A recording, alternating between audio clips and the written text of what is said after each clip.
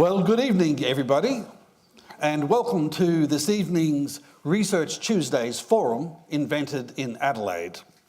First up, I'd like to acknowledge the Kaurna people, the original custodians of the Adelaide Plains, and the land on which the University of Adelaide's campuses at North Terrace, Theberton, Waite, and Roseworthy are built.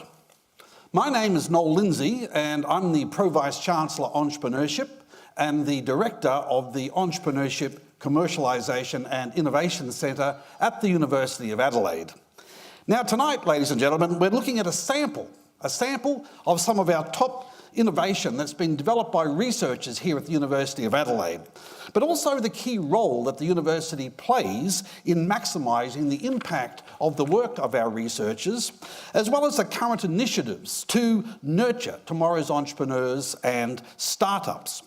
But first up, to set the scene, let me explain a little bit about what innovation is and the difference between it and invention. So what is innovation and how do we do it? Let me say that there are numerous definitions or explanations of what innovation is. I have just but a few there. There are hundreds. But through all of these, you see the idea of an idea coming through. And it's something about creating something new, something novel there. And so while there are various definitions, we can extract from this that innovation starts with a new idea, and this could be about inventing a new thing, or alternatively, it could be inventing a new way of developing a thing, a new process there. I want to make the point, however, that while ideas are very important, that's the start of innovation, by themselves they're insufficient, and most ideas fail. And no doubt our researchers here tonight will be able to provide some insights into the number of blind alleys they've gone up to come up with the innovations that they've produced. So you need to have lots of them. You've got to be creative here. It's about having the balance of the right side of your brain, the creative side, as well as the left side. And you need to act upon these and be proactive and transform them. And the other thing is you need persistence. As Thomas Edison once said, invention is 1% inspiration and 99% perspiration. But I want to make the point that invention is not innovation. Many people confuse the two. So let me explain what the difference is. And to do this, I've got some examples of inventions. All these inventions have been patented. They've been registered with patent offices. And I want to make the point that none of these have been commercialised at this point in time. We have the stand-up sleep support for tired passengers on subways. The umbrella extender for those very rainy, stormy days. The eye drop positioner. This hasn't been commercialised. The daddy nurse feeder for those dads who want to get close to their child and give mum a break there. The power-assisted noodle cooler. I spent some time in Singapore a couple of years ago as the director of our Singapore campus, and I had a lot of noodles there. I love noodles, and I could have done with one of these, that's for sure. The anti-head drooper there, when you fall asleep on the subway. The butter stick. Now, I think this one has got real merit, particularly when you combine that with, say, the tube of Vegemite. That's available these days, but this has not been commercialed. And finally, the toilet paper tissue dispenser for those days when you've got a very, very bad head cold. So why are these inventions and not innovations?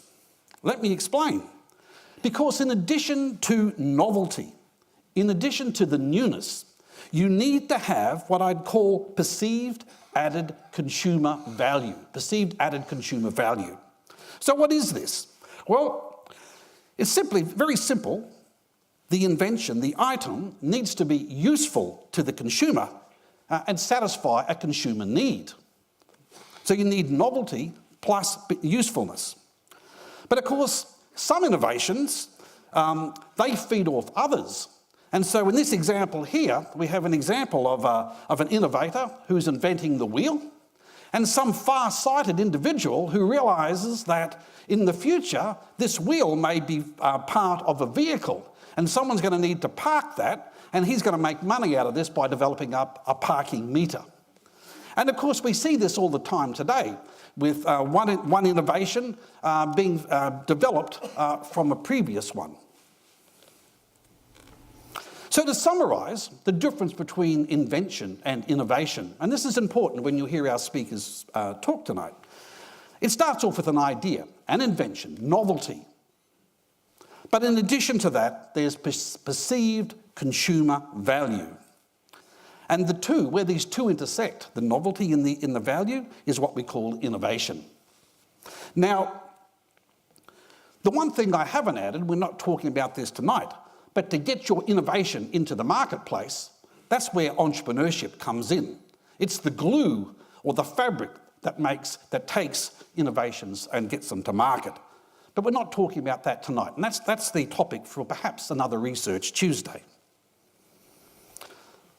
So let me talk to you, having set the scene, let me talk to you a little bit about our speakers, three very distinguished speakers. First up, we've got Kira Bector-Metti. Kira is the director of Adelaide Enterprise at the University of Adelaide, the commercialisation arm, if you like, or the technology transfer office of the University of Adelaide. We have Professor Robert McLaughlin. Robert is managing director of Mini-Probes. He's also chair of biophotonics in the ARC Centre of Nanoscale Biophotonics at the University of Adelaide. And we have Dr. Matt Tetlow, who is the CEO of Innovore Technologies and an adjunct fellow in the School of Mechanical Engineering at the University of Adelaide. Now, first up, these three speakers will present individually, and they will share with us some of the background information as how they've moved their innovations, how it's ideas to invention to become innovations there.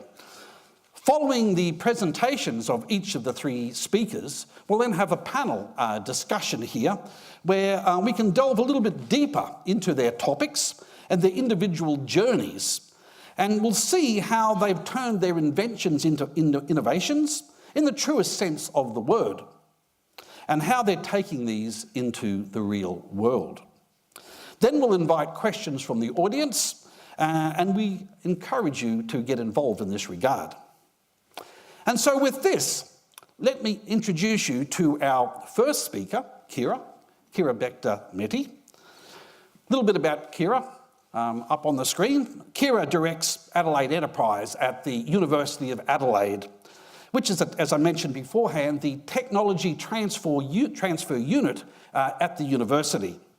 Originally, Kira was a biochemist.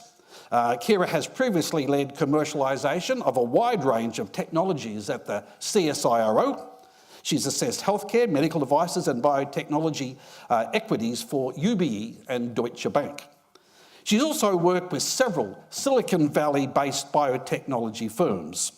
So please welcome Kira Bector-Metti.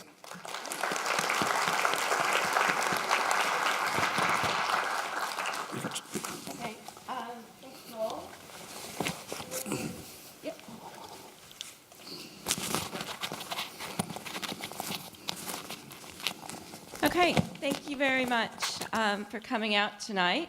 So I'm going to further set the stage talking about how innovation becomes impact. So it's one thing to have an invention which becomes an innovation, it's novel and unique, but how do we get impact from that? That value creation that Noel was talking about, where does that come from? So first, I'll just introduce a few of the University of Adelaide technologies that have been developed that we have seen impact and we're continuing to get impact from. The university researchers are pioneers in IVF medias to improve embryo health and increase implant success. In our fiber optics group, we've developed high temperature sensors that can be used in manufacturing systems like smelters and turbines. And through the telecommunications, improve mobile network efficiency, which is being used by Telstra now. Also, the barley that is bred in Australia for malting, you'll be drinking tonight in your beer after you leave this presentation. And then, of course, the technology that was used to fuel the 2000 Olympic torch are all technologies that are in use today. But how do we get from idea to impact? What Noel was talking about, there's an idea, there's an innovation, and then people go, isn't this great? Everyone's going to use it. We're going to sell millions of these things. But they miss something. That miracle occurs somewhere in the middle. How do you actually get the opportunity, the technology, the group around you to help get your technology to market? So I'm going to go through some stats, and I'm going to go through this very quickly. And it's really to show that Australia is an innovative nation. We're in an ideas boom. South Australia is growing huge opportunities in innovation. But where is this going to get us in impact? So let's look how well we're doing as a nation on innovation. This is compared to 8 other countries. 3rd highest in higher education. 1st in scientific and technical publications. 3rd in proportion of research publications in the top 10%. So we are by far hitting above our weight. 2nd highest in employment in knowledge-intensive services. We have the qualified workforce. 2nd most entrepreneurial, but, caveat that, with the highest administrative burden. That is changing, but we are still well behind our peer group. From the Commonwealth Bank, latest report on business insights, South Australia is considered to be the most innovative state, possibly because of our regional centres, with regional centres being more innovative than city centres.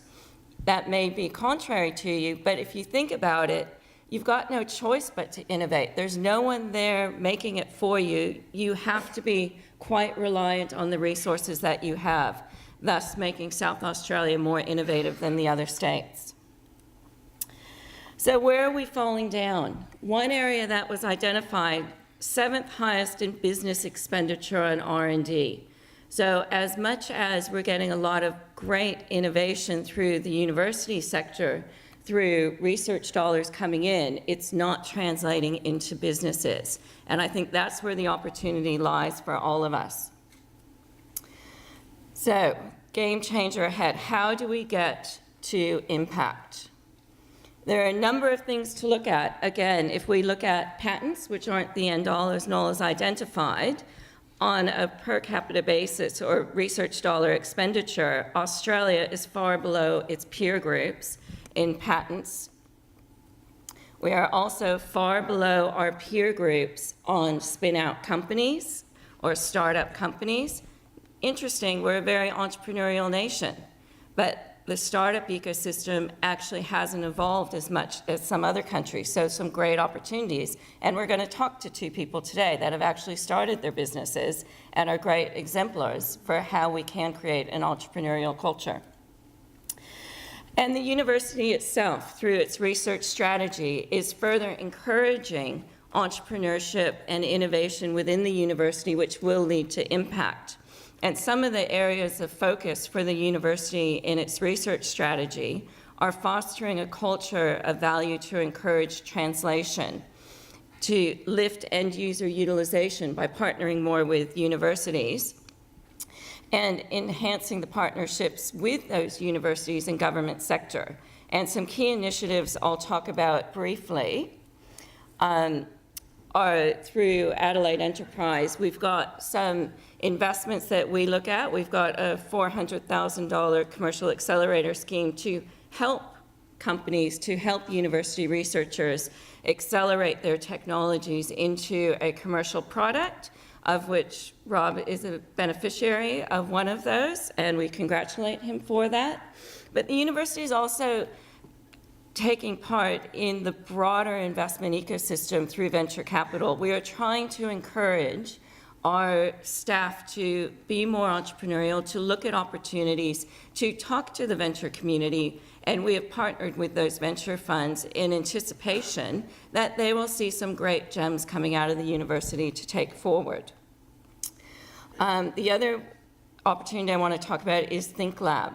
So Think Lab is the new innovation hub for the university. It's just been opened, will officially be opened on the 6th of July on the corner of North Terrace and Pulteney, so great exposure for any startup company that has an involvement with the university, whether it's a staff member, a student, or someone from the community that wants to start a new business, work very close with the university, work close with service providers that can help them out, but also just talk to like-minded people and work with like-minded people.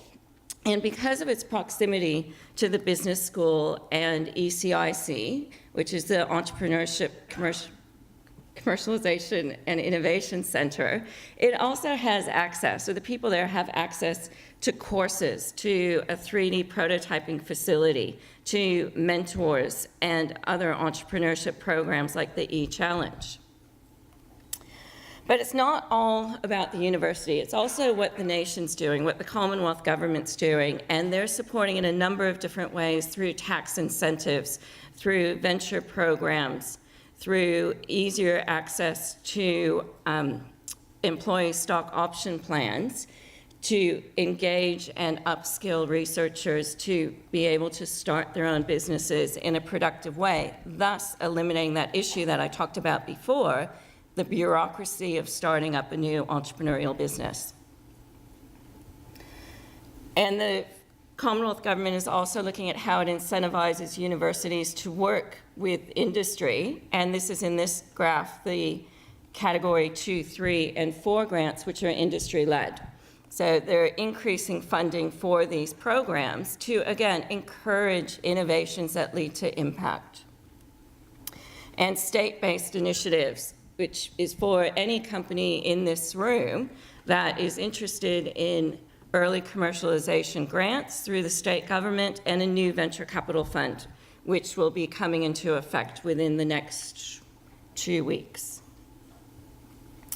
So that gives you a little bit of state of the nation of where we're at and opportunities to help grow the entrepreneurial ecosystem at the university in South Australia, but also what the nation's doing. So I'll now have Noel. You're going to introduce me. Yeah, thanks, Kira. So, yeah, it's great, Kira.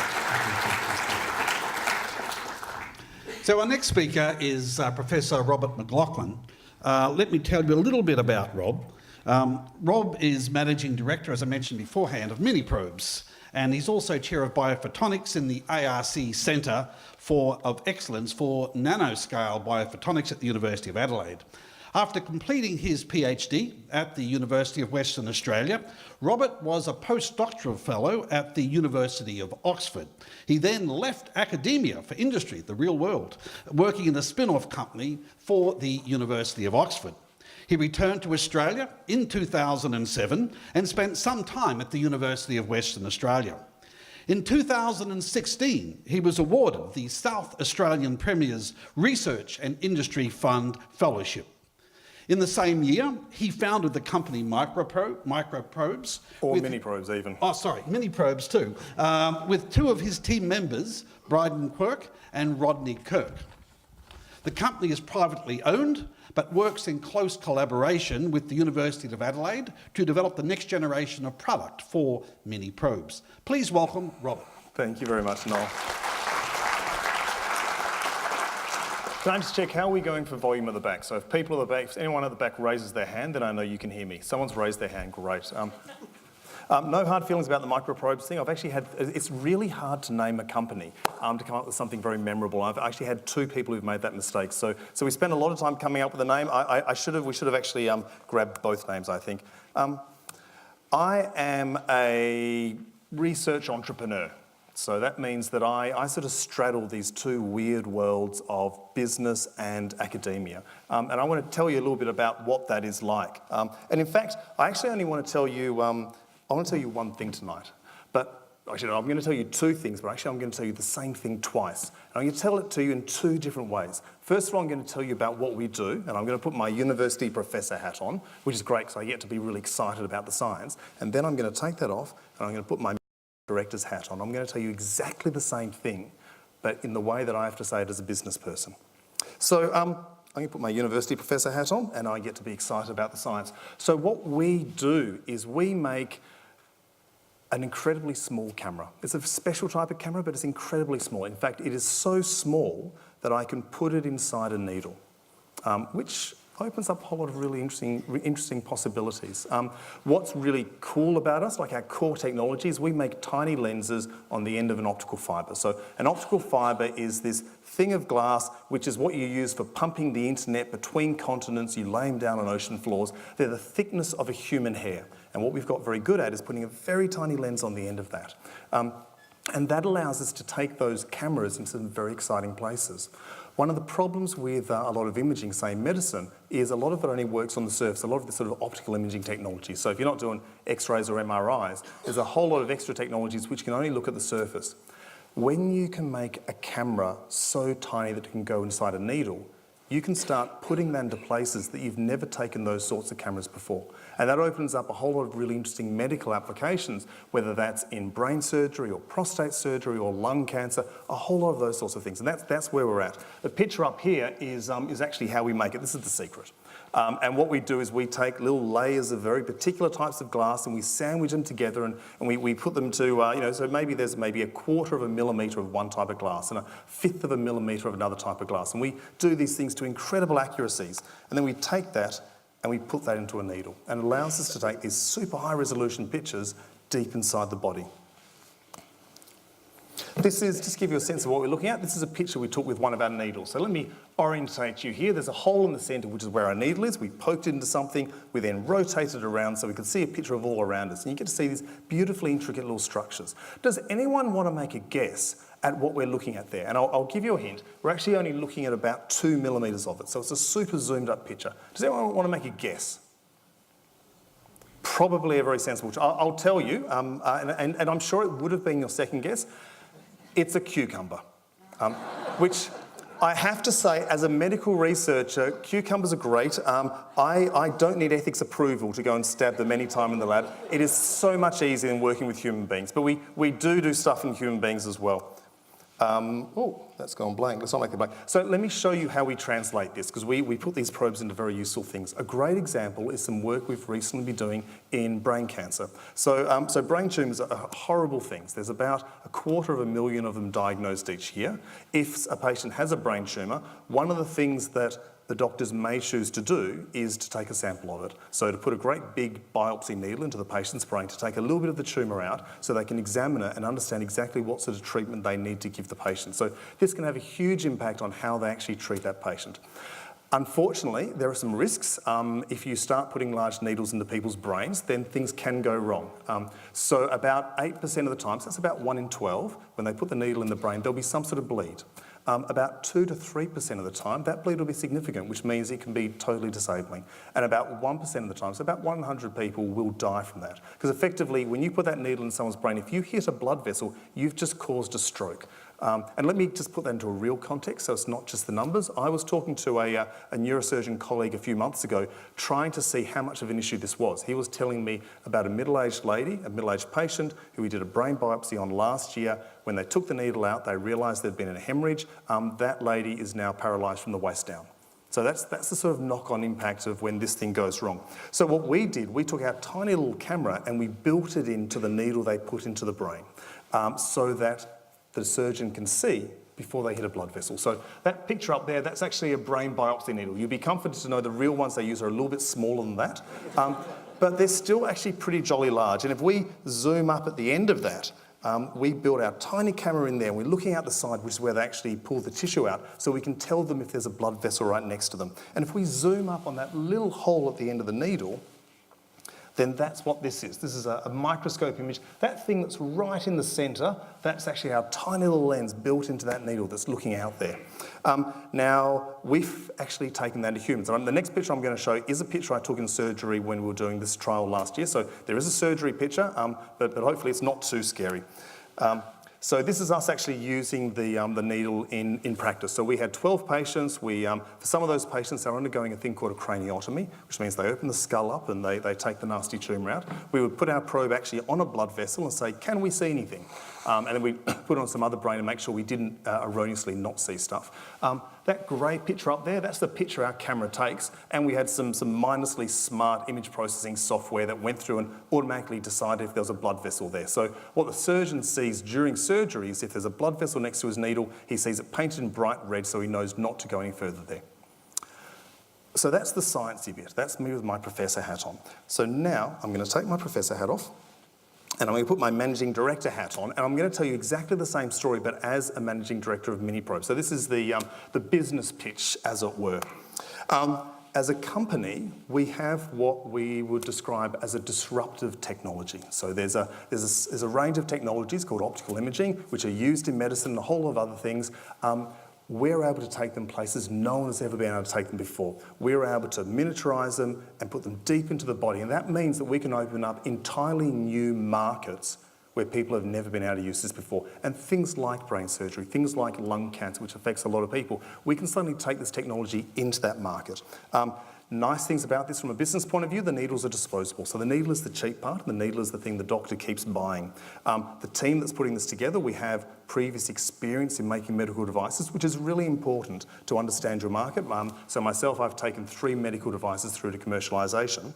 And how we're going to use this is going to be what they call an OEM provider. So we're going to sell this to the large companies and help them integrate into their product line so that they can actually then sell it into the hospitals. This has taken a while. I've got to say, inventing stuff like this takes quite a while. So back in about 2011, we, as a research group, we published the smallest imaging probe in the world in a needle. The next year, we published the most sensitive ones. And we've gone through a number of steps. When we crossed the state line and myself and my team moved to South Australia last year, we incorporated the company as we crossed the state line. So it is a proud South Australian company, I have to say. We've already integrated this with 2 manufacturers of optical scanners. We've launched our first product. We've taken our first sales to Germany and Canada. So it's been a very busy 12 months in Adelaide, I've discovered. The really exciting bit of this, of course, is show me the money. How do we make some money out of this? So these products, there's 2 bits of them. There's like a back-end scanner, which is kind of like the body of the camera that actually does all the hard processing. And then there's the pointy end of it, shall we say, which actually you poke into people. That pointy end is what we do. That back end is something that we can buy from other people. So if you're a hospital, or if you're a large company, then you've got to buy that back end, which is about $75,000. So if you're a hospital, that's kind of like a small equipment purchase. But for us, the interesting thing is the needle. So we commercialise this in the same way that people commercialise printers and photocopiers. You don't actually make, if you're someone like Xerox, you don't make money from selling the printer or the photocopier. You make money from selling the ink cartridges. And we're doing exactly the same. We're not making money from selling the big, expensive scanner, but every time you buy a needle, we're going to take a little bit of money off you. And needles are the ultimate consumable. If you go to hospital and the doctor says, for an extra $200, I could use a needle that's not been used in someone before, would you? I would say, take my damn credit card.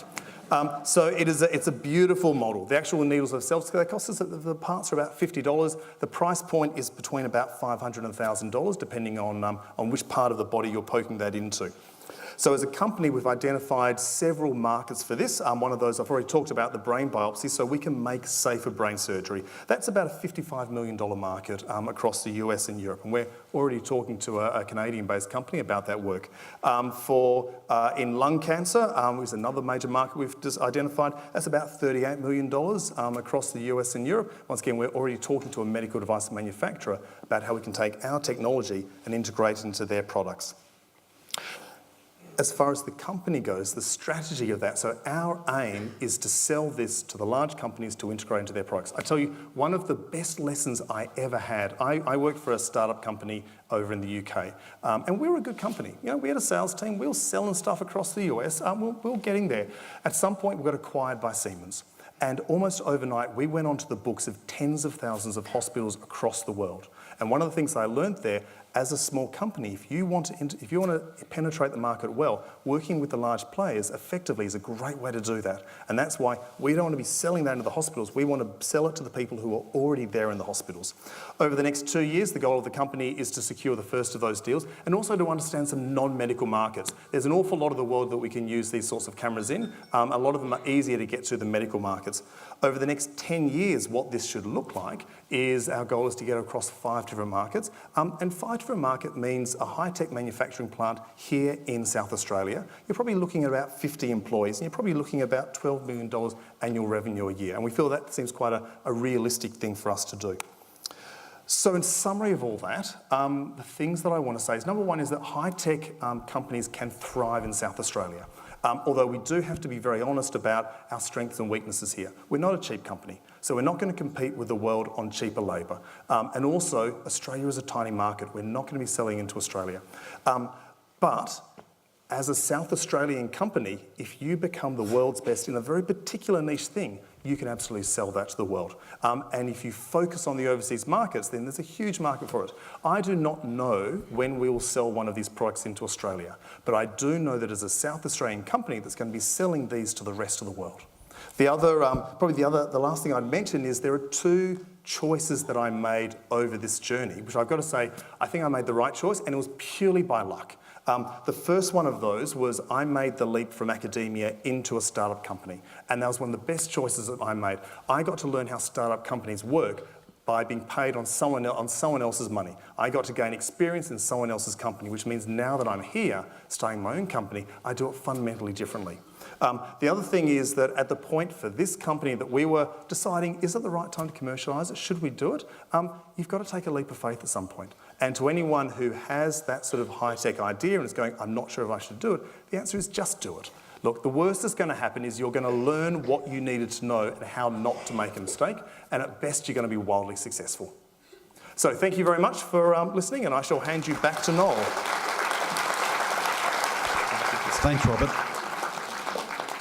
And so our next speaker and final speaker is Dr. Matt Tetlow. Let me tell you a little bit about Matt's background. Matthew is CEO of Innovore Technologies, and he's also an adjunct fellow in the School of Mechanical Engineering at the University of Adelaide. After finishing a Bachelor of Engineering at the University of Adelaide, Matthew completed his PhD at the Space Systems Institute in Stuttgart, Germany. Working as part of an ESA-funded program, Matthew performed trajectory and system design studies and developed an advanced guiding algorithm for application on future launch systems. Matthew then worked on the development of a tactical weapon navigation algorithm, in collaboration with the then DSTO. After a role as senior engineer at Tigerfish Aviation, Matthew worked on several defence and non-defence projects, including systems engineering for capability development, standoff and close air support weapon modelling, submarine design optimisation, CFD analyses of aircraft stores, and finally, nano-satellite technologies. In 2012, Matthew started Innovore Technologies to work closer with defence and to develop nano-satellite technologies, with a particular focus on space situational awareness and Earth imaging. Matthew is also the Chief Technical Officer for Fleet Space Technologies. Please welcome Matthew Tetlow. Thanks, Noel. Everyone hear me up the back? Yep, excellent. All right, just working the technology here. All right, so the first thing I wanted to do is sort of just make sure everybody understood what a CubeSat is. So you heard the discussion of nanosatellites. So a nanosatellite is a satellite that's typically less than 10 kilograms. And CubeSats are a particular subset of nanosatellites where they conform to particular outside dimensions. So you can see there's a single unit CubeSat, that one. which is basically 10 by 10 by 10, sorry, 100 by 100 by 100 millimeters, essentially. And they say to make up a cube satellite, you basically make it out of multiples of that. So that is a 2-unit cube satellite, and these would be 3-unit cube satellites. And then you get 6-unit, 12-unit, typically an even number of units, of course. So I guess they typically called, or they refer to as Space 2.0, because this is going away from what typical large spacecraft are, Hubble and Earth imaging, Landsat, those sorts of large satellites, to these much smaller satellites, and they sort of have this disintegrated system where instead of having one single high-value asset, you have a constellation of smaller value assets. So what makes them, I guess, cheaper? First of all, they're small. So typically that's 1 kilogram, 2 kilograms, 3 kilograms. So each unit is roughly a kilogram. The other thing that's really important is it's modular. So these rails are all a particular set distance apart. So they can just stack these spacecraft in an already existing deployer. So if you normally would go and launch a satellite, you'd have to discuss how to integrate your spacecraft into the launch system, and there'd be all sorts of design reviews and many hours of work to get basically an integration strategy together. But with this, they basically say, if you make it that it's this size and it fits in this box, then we'll just launch it for you for this amount of money. No integration issues. And secondly, there's industrial-grade electronics on board. So if you look at a field programmable gate array, which is basically a processor, if you buy an industrial-grade one, it might cost you $100. And if you buy a space-grade one, it's about $65,000. So there's a huge difference in the type of electronics that you use. Of course, the issue then is that, of course, the spacecraft probably won't last as long as the one with the space-grade electronics. So just a bit of context. Satellites are typically made of 2 parts. So the payload is the part that you want up in space. It might be an imager, it might be a communications payload, it might be some sort of scientific sensor. The bus is the thing that supports the payload. So it provides it with power, it points it in the right direction, it gives it a structure to hang on to, and it downloads the data down to the ground or wherever you want it. So basically, there's a distinction between the payload, which is typically your mission purpose, and the bus would be like an enabler. So I'm going to talk about today the QB50 mission and then some of the advanced bus development, and they kind of fit in the bus side of things, so they're enablers. And then we'll also talk about an imaging mission, where we basically package our bus with our payload as well. So QB50, I don't know if anyone's heard of QB50, but it's a European-funded mission to deploy 50 spacecraft into the thermosphere. So that's a very poorly understood part of the atmosphere, right kind of on the edge of space. And the reason it's poorly understood is that spacecraft don't live very long in that area. So from our point of view, so why do you want to do it? Well, scientifically, it's interesting to know more about the thermosphere. It improves re-entry modeling, and it improves weather modeling, it improves all sorts of aspects of our daily lives, really. But the most important thing for us was to be able to develop skills and technology in South Australia. So Australia used to be in the 50s were world leaders, or very, very close to world leaders in satellite technologies or space generally, and we kind of dropped the ball, and now basically getting back onto making big communication satellites or those sorts of things would be very difficult. So Space 2.0, or these small satellites, is a new opportunity for Australia to get back into the space industry. So in this situation, they said this is the payload they want flown. So QB50 said, if you build a spacecraft to fly our payload, then we'll launch it for you. So that's a fairly good deal. So we built, this is our spacecraft here, and that's the ion and neutral mass spectrometer. So that's the payload that they required us to fly. So we basically got a client, said, we want this thing in space, put it in space and support it. So we built everything to support it. So it was a collaboration between University of Adelaide, Innovate Technologies, and UniSA. So they was the technical team, and then we had a lot of support from the Smith Fund, the state government, and then a number of local industry partners who provided in-kind support and just general help. So what did we have to do? First of all, we had to design and build the spacecraft. So we had to decide, COTS means commercial off the shelf. So because CubeSats have been around for 10 years now, there are a number of providers that will provide you a whole lot of different subsystems that you can essentially buy off the shelf. And that's all good and well. They've got space heritage, and they will very, very likely do what you require done. But it doesn't sort of teach us how to build these things ourselves. So we decided, well, we'll buy off the shelf what we have to, and then we develop custom technologies ourselves. So we built the structure, because that's kind of the lowest tech and the lowest risk thing to build, and the attitude determination and control system, and the communication system. So UniSA have an expertise in communication systems, so they developed the modem. And we built the attitude control system, which this is one of the actuators. It's a little reaction wheel, so essentially it spins around just like a bicycle keeps you from falling off. The wheel basically spins around and stops the spacecraft from rolling and from yawing. So it basically allows it to pitch around when it goes around the Earth, but it stops it from tipping over and turning left or right. So it's always going forward, which is the plan. It also has magnet talkers on board, so effectively you can create a magnetic field in a particular direction and then push against the Earth's magnetic field to change your attitude. So this is the communications payload that's sort of just all lying in a flat set configuration. And then you basically stack that all in together. That's the one unit, which is the one down the bottom here, and you can see this is some insulation. This thing here is a sun sensor, so we've got to try and work out where we are. We can measure what the magnetic field is. We know where we are. And if you know where the sun is, or where the sun should be, then you know what your attitude is. So we basically designed and built a whole lot of subsystems. And this part here are all off-the-shelf parts that we bought, a power system and an onboard computer. And then we had to do some testing. So once the spacecraft was fully integrated, it looked like that. We put it inside a pod and we shook it very hard to make sure that it, first of all, didn't fall apart, and it worked after we shook it. So that's sort of simulating the launch on the rocket.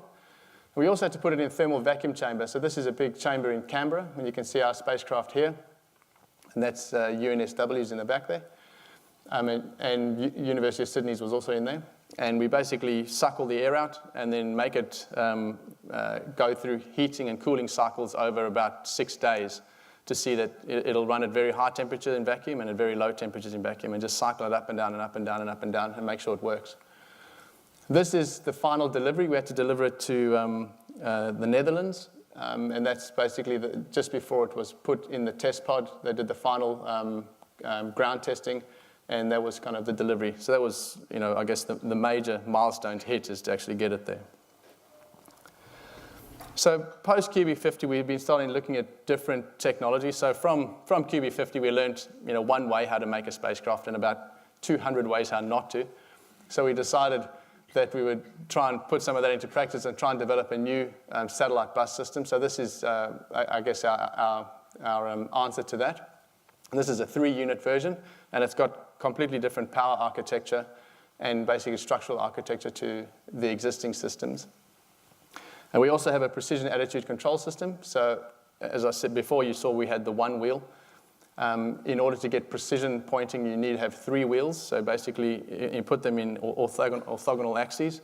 And if you just change the speed of the wheel, or accelerate or decelerate the wheel, it actually pitches the spacecraft or yaws the spacecraft or changes the attitude in whatever way you like. This is a prototype of a sun sensor. So that means that what it does is just take an image of the stars, and then based on that image, it can work out exactly what your attitude is. And you can have a lost in space regime where you just turn it on and say, take a photo, and it's got to work out where you are. It has no idea, what orientation or what position you're in, and it can basically work that out at a relatively slow.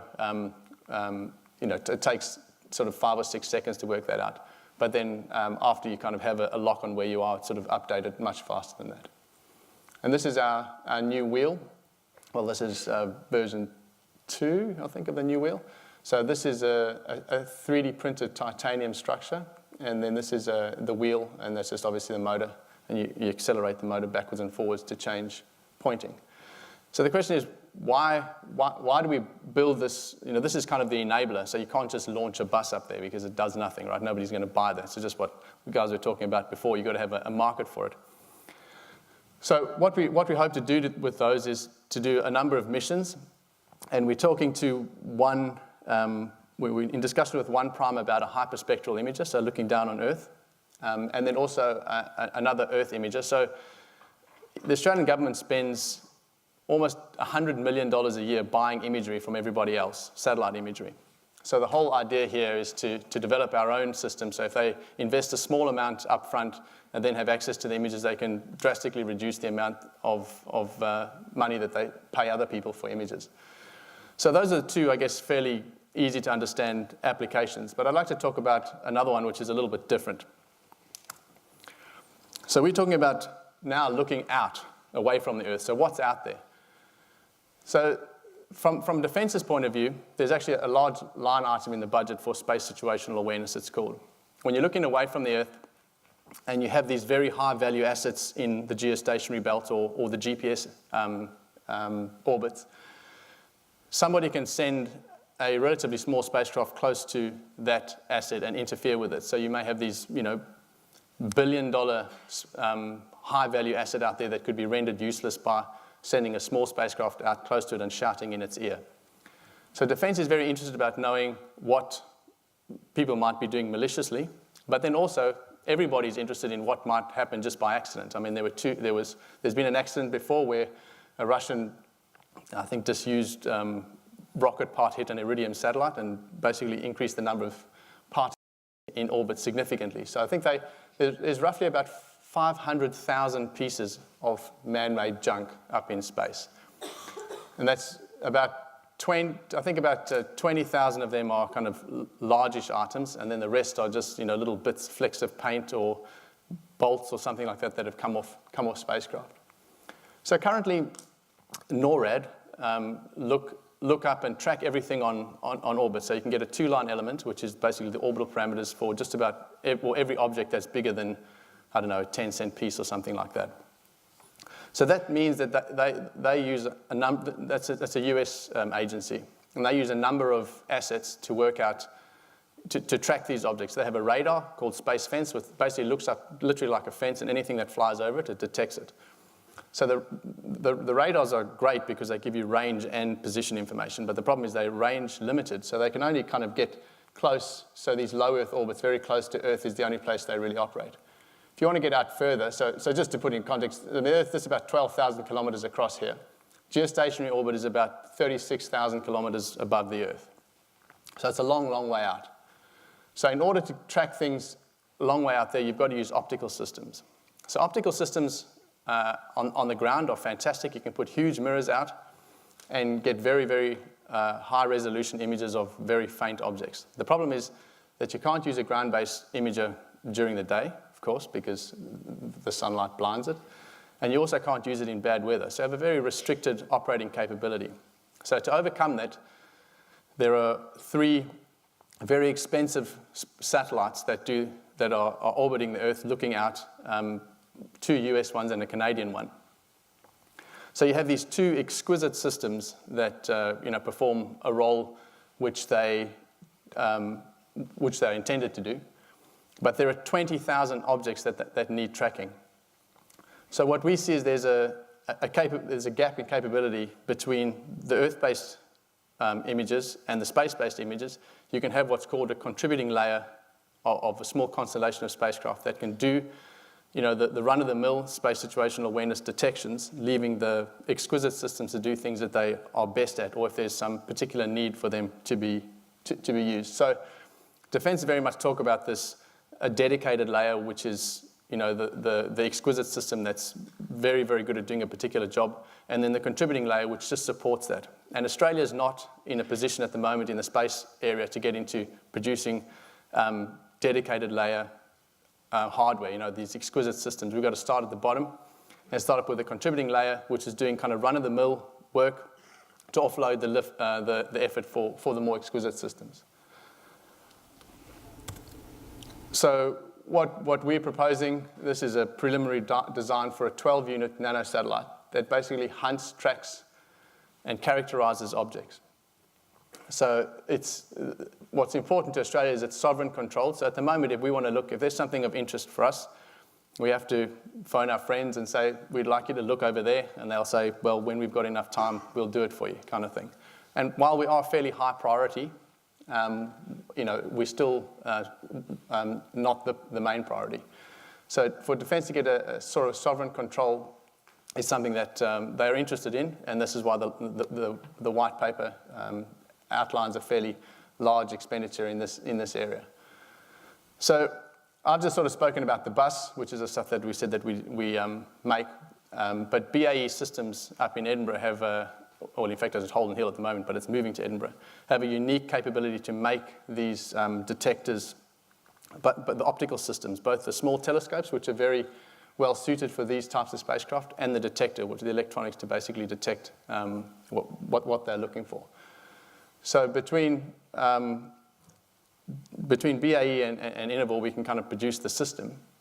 And then we've also partnered, we've got a linkage grant with Adelaide Uni, the Advanced Centre for Visual Technologies, for them to develop algorithms. So you can imagine you're looking out and everything is streaks or dots, and you've got to try and work out, well, what's a star, what's man-made, what could be an asteroid? So the other thing is these things could also detect an asteroid. Any object that's not moving like a star, the system would detect. So the linkage project that we've got with Adelaide Uni, with Dr. TJ Chin, is to develop algorithms to run on the detector to basically identify these objects and then work out, do some orbital mechanics to work out where the object is and where it's likely to be in future, and then download this information, then you can put it in a database so that everybody knows that this object exists.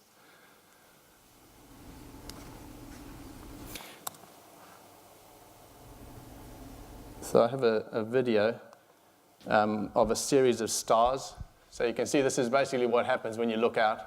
You have no idea what anything is. So you convert it into the stars so you can work out what objects are what.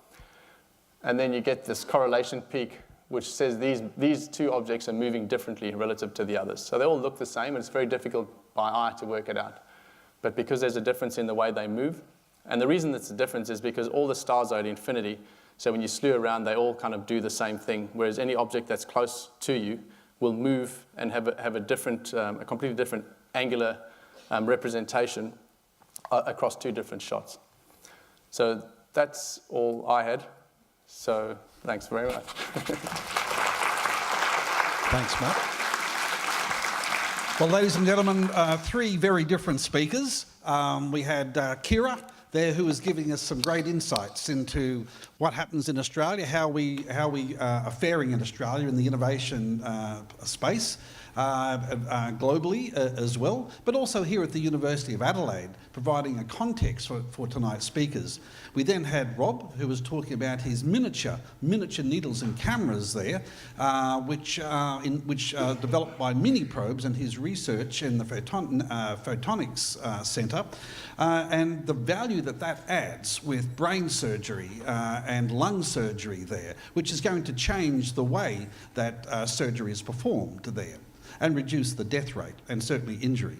And then certainly Matt provided some great insights into the value he adds in terms of his miniature satellites, his CubeSats, and how that can change the world in terms of the way that surveillance is undertaken, and insights and what he's doing there in terms of the newness that he's creating, the value that he's creating with the work that he's doing. Now, what I'd like to do is invite the three speakers to come up, sit up here, and we'll ask them, give you the opportunity to ask some questions. But first up, I'll pose a question to each of them to get the ball going, and then I'll hand it over to the audience. First question is for Kira here. And Kira talked about the University of Adelaide as part of the GEO8. We've joined, we've become a member of a $200 million IP fund, the IP group, which is based in the UK. And what I'd like to ask Kira is, how does this work for the University of Adelaide, our becoming a member of this group in venture capital in Australia? Yeah. Okay, so something that we identified that there's no solution globally for this, and it's called the Valley of Death. So when a researcher is looking at funding for the research, they get grants, and then there's a point where the granting bodies see the research as too advanced. But the venture capital, the investment community, industry still sees it as too risky. So there's no investment going into this stage, and all of a sudden these technologies dry up, they don't get funded, there could be millions and millions of fabulous opportunities out there in the world that never see the light of day. So this fund specifically looks at technologies in that gap. So it gives us an opportunity to, one, put these technologies into companies, put teams around them of entrepreneurs that actually see value, have access to markets, but more importantly, we actually get to test these technologies out to see if there's merit in taking them forward, and we now have a group that will fund those. Thanks, Kira. Rob, question for you. So you made the interesting transition from academia to industry, then back to academia again.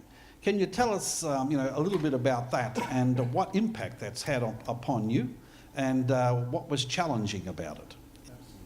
Okay, I've got volume there. So probably the impact it had on me, 5 years in industry, having a real job, and making product and meeting customers and building things for doctors and hospitals turned me into a much better researcher. It fundamentally changed the sort of research that I do, and it tends to have a real awareness of how is this going to impact someone's life when we choose to do the research. I've got to say, when I made the first leap, so I went through university, did my PhD, I was at the University of Oxford, and making the leap into a real company was really confusing and scary. And you often get this for university types, just because they haven't necessarily held a job out there. And they're going, well, how do I get a job? How do I talk to industry? And of course, everyone else knows, well, the answer is you pick up the phone and then you talk to them. And you just go and get that first job and you just learn about it. And probably one of the key lessons I had is that if you're moving between spheres, if it's from industry or university or whatever sphere it is, just do it. Because you learn so much. One of the great things is that when I jumped into industry, you don't have to stay at the same job. So it doesn't matter if you took the wrong job, because you can always change that. Now, I was lucky. There was a spin-out company that came out from the lab that I was in. And so I got to go through this crazy, crazy period over the next 5 years where we went from a company of about 5 people through to a company we got acquired, a company of a few hundred, and then we got acquired by Siemens, so we're a company of tens of thousands. So an incredible journey. Thanks, Rob. Thanks. Question for you, Matt. Matt, like Rob, is what I'd call a pracademic, a practical academic there. And I'd like to ask Matt. Matt also, his business is, he's become a tenant in our Think Lab Innovation Hub on the corner of North Terrace and Pulteney Street. So his venture is there along with some of his equipment that he uses. And I'd like to ask Matt, so what's the value in staying close to the University of Adelaide? Rob has done something similar, but what's your perspective on that? Why? What's the value with being close? You're both an entrepreneur, but also linked in with research at the university. Yeah, I think there's an ecosystem here, and there are a whole lot of things going on that are value to a company. So we're trying to get the space industry going. We're trying to get these space missions happening, and to have a group of potential users of the space technology, or as in the bus. So there might be academics who have a little widget that can do something of interest to many people, and if you've got this this capability of building these spacecraft in Adelaide, then they can actually plug in and sort of start adding value to it, and that adds value to the whole ecosystem. And also, when we have a problem, we can't work out some particular matrix inversion, which is something that we actually had the problem with. You just walk down to the maths department and say, we've got this problem, and guarantee there's someone there who could solve it for you. So it's a fantastic pool of expertise just everywhere around you. So I think it's kind of symbiotic, where they kind of help industry by just sort of helping us solve a whole lot of problems, but in the same time, then if a mission were to come along, and I would do everything I could to kind of integrate one of their sensors in it, so that then they kind of have value for their research. So I think it's kind of value for everybody. Can I add something else? Yeah, by all means. Something that I'm relatively passionate about. So something that we often talk about in the startup world is, what is your unfair competitive advantage? So the truth is, most startup companies will fail. 90% of them are going to go bankrupt. Why is your company different, and why is it going to excel and grow and outgrow all the potential competition? What is your unfair competitive advantage? And one of the great things, if you do it properly in working closely with the university, is you can have effectively access to a research and development team that you don't deserve to have. So research and development is expensive, it is slow. Small companies don't do research and development. Small companies are busy trying not to go bankrupt. Potentially medium-sized companies, certainly large companies do research and development. They have the cash to do it, and they know they need to actually innovate. So as a small company, by working very closely with a university research lab, you have all these people who do research and development, and that is your unfair competitive advantage. You have access to a research team that is a small company you otherwise wouldn't have, and that can really differentiate things for you. And I might add that just based building upon what Rob has said there at ThinkLab, we have around about 50 spaces there for startups, students, staff, alumni, entrepreneurs from outside. And when we called for expressions of interest, we had over 400 people apply for those 50 spaces, because there is an incredible structure here at the University of Adelaide, not only from the entrepreneurial side, providing the entrepreneurial innovation, but also the technological innovation, providing that support in the technical services here, which is very valuable. Could I just ask, just before I throw it open to the audience, could I ask both Rob and Matt a question which is maybe in some people's minds here, certainly in mine.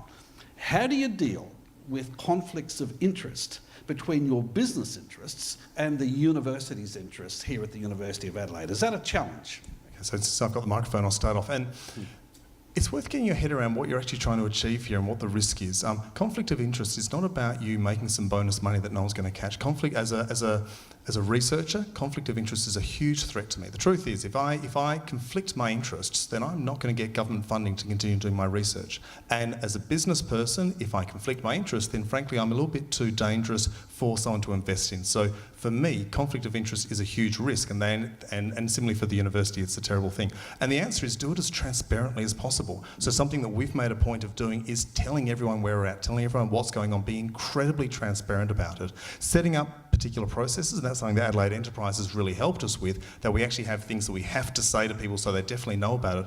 But there is just an attitude, avoid conflict of interest. Conflict of interest are bad for everyone, and just be incredibly transparent about stuff. Thanks, Rob. Matt?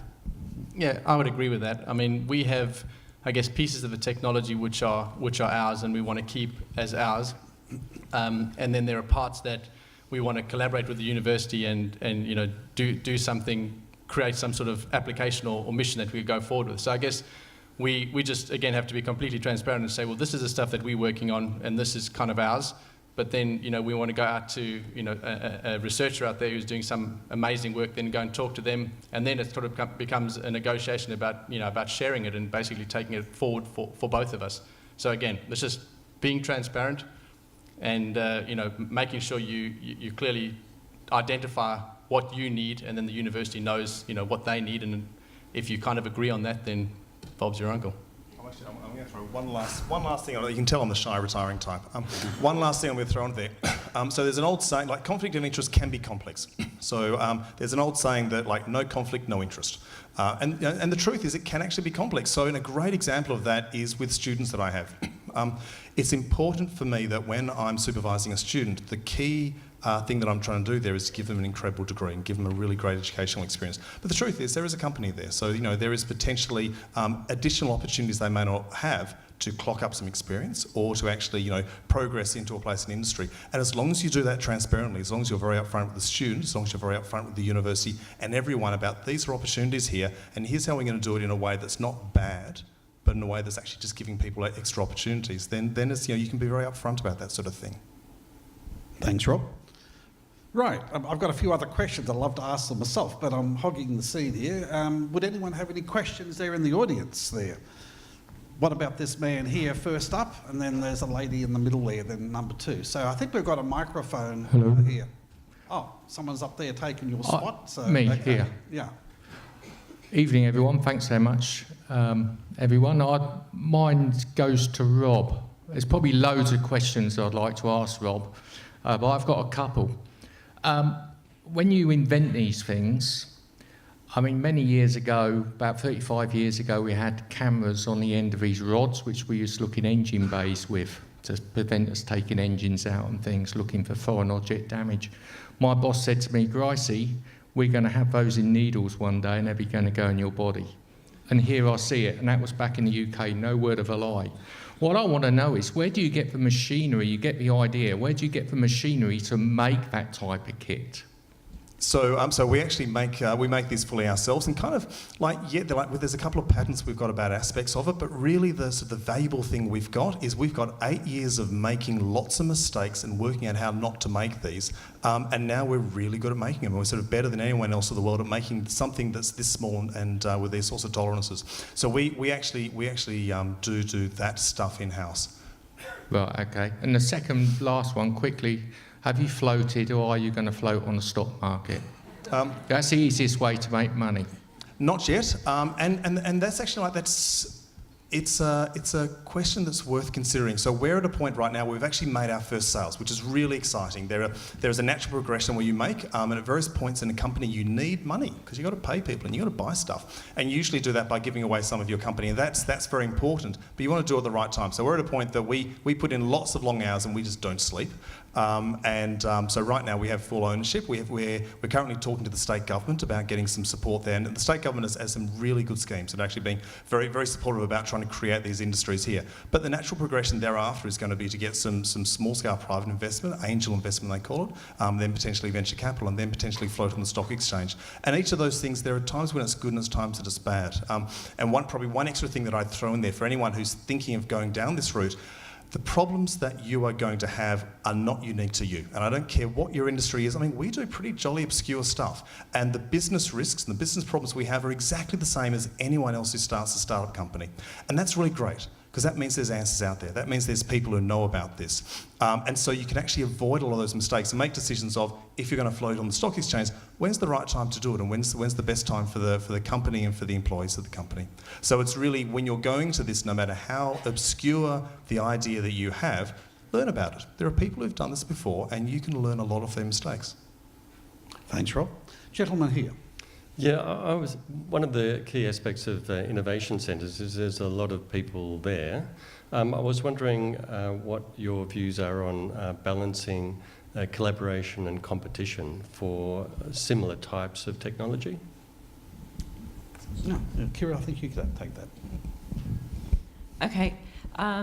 I would like to see a more collaborative environment. At ThinkLab, we have been very specific about who we have taken in as members to ensure that we do have that collaborative environment, that there is competition in some cases, but also protections.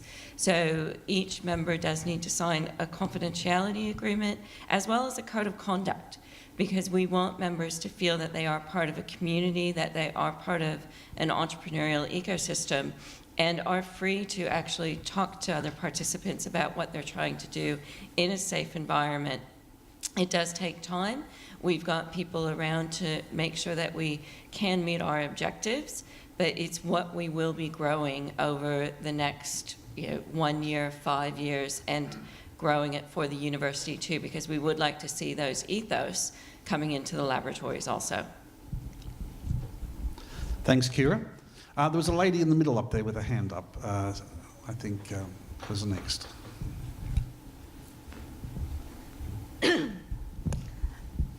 Hi, I'm sorry, I can't see you. Rob, I'm talking to you mainly because yours is the thing that I could most easily understand and see applied. Right through this discussion, value added here has taken on only a financial gain that I've heard, and I may be wrong in that. But I'm wondering how much of your success can be put down to input that's come from either a state government or from a university that's funded by the people, and whether you feel whether there's an expectation or you feel any moral obligation to make sure that the things that you're inventing don't become an elitist medical whatever. And that they're overseas and they're for those people who can afford them, and nothing of that is going to benefit us here. That's a question, it's not a statement. Yeah, that's actually, it's a really great question. There's a whole lot of stuff around this. Part of this is in terms of personal motivation. So one of the lovely things that I have, one of the opportunities I have is both for myself and for my team. We all spend time in hospitals. We all spend time in surgery when we're working with doctors. Because as a lot of them are engineers, and if you frankly, as an engineer, if you don't really understand what people are trying to do, you're just not very, very useful. And it's always incredibly humbling. So a lot of this work actually didn't start off in brain cancer. A lot of this work started off in breast cancer. So we're spending a lot of time in breast cancer surgery. There is a problem there, which is that when you do the surgery, sometimes you leave some cancer in there, and that's a real problem for the surgeons. So we worked with them and we developed this core technology, and while we were doing it, we realised that it actually had a whole lot of other applications. I would sometimes have to consent those patients, so that means actually going to a patient before surgery. In this case, we weren't doing surgery, so we were taking some of their tissue afterwards and we were scanning it and trying to really refine the technology. Sitting down with a patient who is about to go into the scariest day of her life, she's about to undergo breast cancer surgery, and you're saying, look, I'm a researcher, we're trying to develop this new technology, do you mind if we make your day a little bit more complicated? And the amazing thing about patients undergoing breast cancer surgery, I never had a patient say no. Every single patient I spoke to inevitably said, this is not going to make any impact on me, but if it means that someone else in a few years' time, when they're in a situation, if it's a little bit less scary for them, that's worth doing. So, go ahead, do your experiments. With the fact that we get to spend time in hospitals really, really does keep it incredibly real. The other aspect of that is around government funding. So this is taxpayer funding. When I I don't say this. Hopefully, there's not too many researchers here tonight. I try not to say this to researchers, but the truth is, researchers sell dreams. Most researchers, when they're doing their work, they will invent incredible ideas, but many of those things, it's a long time before they actually get to a point that's useful. So when a researcher is going investing their life inventing something, they're saying, look, I have this dream, I'm going to do something that eventually will be useful. Could you give me some money today so I can actually do that? And as a researcher, I'm very aware that what we do is we create dreams. So there is a real responsibility that the sort of stuff we do is going to actually have a knock-on effect and eventually be useful. There's a responsibility about that's what you get in return for taking taxpayers' work. And more than taxpayers' work, a lot of this early work was funded by people like the National Breast Cancer Foundation, by the Cancer Councils as well, and we would not be where we are today if it wasn't for those people who are going out and on the street and knocking on doors, raising that money, which then comes into this sort of technology, which then eventually is going to get into a range of different surgeries. As someone who works in this field, the truth is there's a lot of different jobs you can do. There's a lot of different ways you can make money. And as an engineer, I found that being a medical engineer and working in something that is not just going to make a couple of widgets and it's not going to make a couple of papers, but there could at some point be someone who's in a very scary place and it may make it a little bit better. That is really what drives on the team to do this. Thanks, Rob. Matt, just building upon that, do you have any ethical issues to deal with your CubeSats and the sorts of things that you do, that you have to wrestle with? Yeah, well, there's, I guess, quite different, kind of not personal at all, but as far as, generating debris. So there's already a lot of debris up in orbit, and we're talking about taking away one large spacecraft and putting up 20 in its place, and then not just us doing it, everybody's doing it. So you kind of have this, there's a thing called the Kessler syndrome, where eventually there'll be so many objects that there'll be one crash in orbit, and it'll propagate debris, and it'll basically take out the whole orbit. Everything will just get knocked out of the sky. And it was predicted in the 60s, and the statistics for it was the maths was all done in the 60s. It's a well-known thing, and we've just been tracking along the curve up towards the top. So it's a very real problem that we have to, I guess, consider. And I think very, very soon there'll be a requirement for everybody to, if you put something up there, you need to bring it back down. And I think that's something that we already do. So we put it in a cleaning orbit so that eventually gravity pulls it back down, and we don't leave any debris up there. So it's a lot less personal, but it is a responsibility. Thanks, Matt. Kira, from the University of Adelaide's perspective, do we have to deal with ethical issues here? Yeah, so I just want to talk a little bit about benefit to the university and reputation. So we've got two great companies that are stemming from work at the university. We're also having a new generation of engineers being trained up, so we're actually creating jobs for South Australia, and the university will get a return, whether it's through research programs, through royalties and technologies that are developed at the university from things that get patented. But I just want to bring it home too, as far as the research for public good. If I look at my portfolio, we generate about 15, or the university generates 15 patents. We're trying to get up to 20, maybe 30 patents a year. The university puts out 4,000 publications a year. So what we put into the public good, the open access systems, far outweighs what we create as far as new intellectual property. And when we do patent any new invention, we are looking at that as being something that will create a return for the university, whether that's social, economic, or reputational impact. Yeah, I mean, that's fundamental to the University of Adelaide's research strategy and its mission and its vision. It's about social impact, it's about economic impact and cultural impact, our research.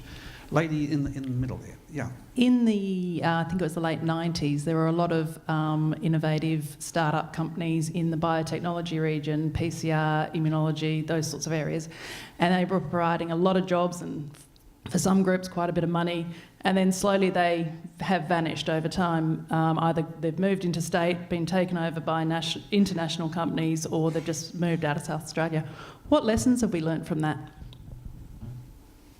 I'd actually throw something onto that.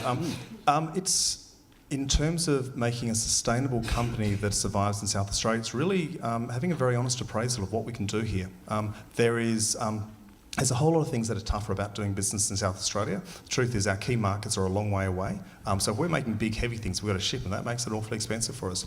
We have a well-educated but expensive workforce. So if we're trying to compete with people on labour costs, we're not going to win. But then, at the same time, appreciating what we do incredibly well. We do have a well-educated workforce. We can make smarter stuff. If we're making smaller stuff, that is perfect. So one of the things that I love about the thing that we're doing, we're making small, high-tech stuff we can ship to the world, but also appreciating that in order to make that really successful, you do that by selling it through the other larger companies that are already in the hospitals. So there's that really honest appreciation that there are some great things about doing business here that make it sustainable, but there are some things that make it tough. And if you're smart and think about it and very honest about it, you can work out ways around that. Any part of the world has got that. We need to be very honest about what we've got and then work around those. And that's what makes us a sustainable company here.